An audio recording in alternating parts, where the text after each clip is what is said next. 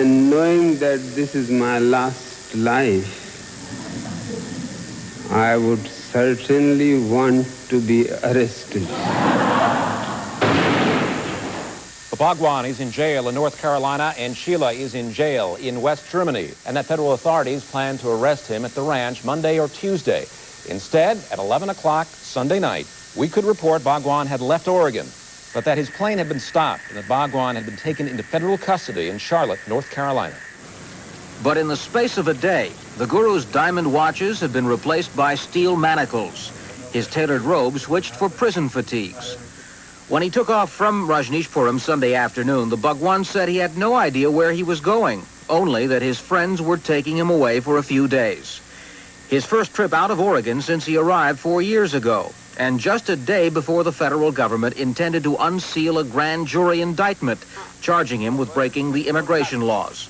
There were a few minutes there that was kind of wait and see what's going to happen, so we blocked the airplane about the time they were unloading.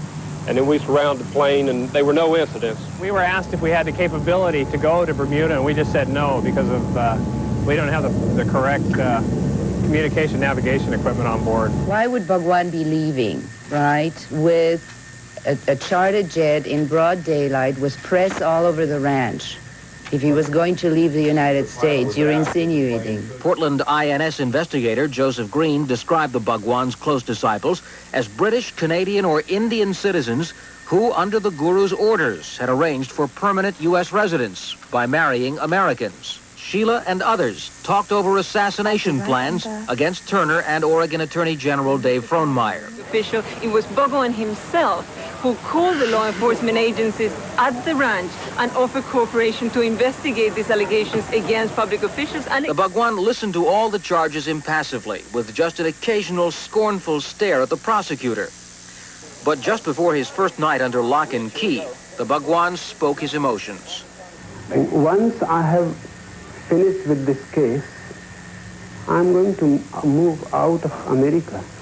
The grand jury indictment says a conspiracy began while the Bhagwan was still in Pune, India, when he and Sheila and 6 others made plans for a permanent move to the United States. Once he had his temporary visa, Bhagwan and his belongings were flown first to a mansion in New Jersey, and then when the property had been acquired in Central Oregon, he was moved to the 100-square-mile ranch, where he and his co-conspirators planned to establish the world headquarters for their religion. And according to the U.S. Attorney in Oregon, if Bhagwan gets the maximum penalty for all the charges against him, he'll face a maximum fine of $350,000 and a prison sentence of 175 years.